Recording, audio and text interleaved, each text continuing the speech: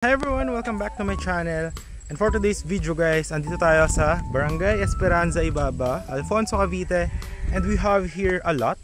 Ito po siya guys, 500 square meter, no? Ayan siya guys, ito yung lot. Ayan. And this one is just around 8 minutes to Tagaytay Bypass Road, no? Tagaytay Highway. So dito tayo nag-park. Ayan, yung car natin. Ayan yung mga kapitbahay. Ayan. Meron din tong kapitbahay. Ayan yung nakabili na 6 million ng house. Ayan. So ito yung ating lot. Ayan. So ito guys, title po itong property, no? And free transfer of title po. The rest po nitong property is sold na. Hindi po siya subdivision. This is a private property, no? So ito po, kung nakita nyo sa drone shot,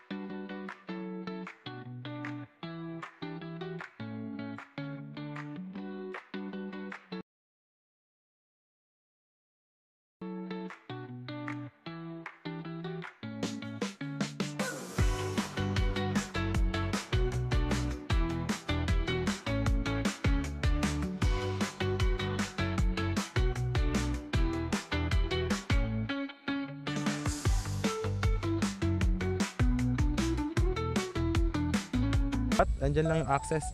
Ang ating landmark is Barangay Esperanza Hall, Barangay Ibaba Esperanza Hall. Kung saan yung Barangay Hall, 1 minute from there, ito na kayo sa lote, 500 square meter. So nakita nyo may mga kapitbahay na rin. Ituro ko hanggang saan yung location nun. So ito guys, cemented road yan. Ito, yan, ipalinis lang natin to.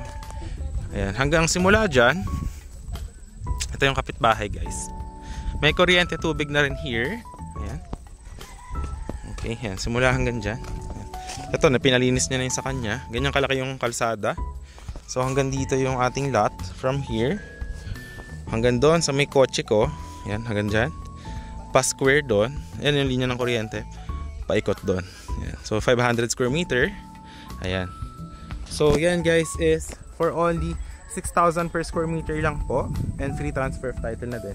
So dito guys, walang restriction. Tapos walang mga monthly dues kasi hindi naman siya subdivision. But dito may mga owner din. Tulad ito yung kapitbahay. Ito yung kanyang lot. Ayan guys. Bang cute. Yung kapitbahay nyo. Ayan. Yan, meron din dyan mga ano. Pwedeng pabakuran nyo lang or pwedeng investment lang. Ito, ipalinis na lang. Siguro if bibili nyo to, kahit ako na yung magpalinis ng kalsada rito. Para makita nyo yung cemented road niya. Ayan, ikot naman tayo papunta sa kabila, no? Tara, natin siya. So yan, pwede nyo siya tayuan ng yung bakod or dream house, lagyan ng kubo or small house. Yan, 500 square meter. So maganda rito guys kasi ang lamig ng weather. Ngayon is almost 4 PM pero ang lamig na guys, lalo pagkagabi naghahamog po dito. Ayan. Ayan yung kapitbahay na isa, 500 square meter din yan. So ganyan kalaki pag ito tinayaw nyo ng bahay. Ayan. So kasya dalawang sasakyan sa daan. Ayan. Alright. So yan guys, hanggang dito yung lot. Ayan. Ayan yung mga iba pang kapitbahay. Ayan, may mga house din dyan. Yun yung client ko na nakabili ng 6 million. Ayan, na house. Ito, pero yung 200 square meter lang. Ito 500. Corner lot siya. So laki ng frontage niya, no? Ayan, hanggang dito sa kabila. Ayan guys, alamig na, oh. Promise, as in. So ayan siya guys. Ito yung 500 square meter. Ayan. So up to here. Ayan. Pag ganyan siya. So yun, if you are looking for a property guys na malamig for retirement, for only 6,000 per square meter, libre na po yung transfer title for this one. So this is cash basis only kasi this one is title siya tapos ito transfer na lang sa ninyo. Alright, so yun guys, if you are interested, nakita naman yung drone shot, ang lapit niya lang. Ayun lang yung Barangay Hall, 1 minute from Barangay Esperanza Hall. Tapos yan, may mga nakatira na rin dito. Ito yung iba rin, ayun, mga kapitbahay, ayan dyan. Tapos dito, ayan, makita nyo rin yung mga ginawa ng ibang clients. Ito 250 square meter lang to. Ayan guys, ganyan.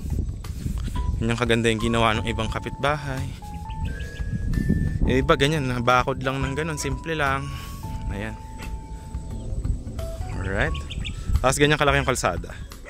So yun guys, if you are looking for a retirement na hindi nasa subdivision but buhay probinsya and you are just 8 minutes from Tagaytay, I highly advise this one. So yun, nandiyan naman yung Viber, WhatsApp ko if you're interested. Message mo lang ako and I hope ma-assist ko kayo sa inyong dream property, which is this one. So yun lang guys, maraming salamat sa panonood. I hope to see you in the next vlogs and see you soon. Bye bye.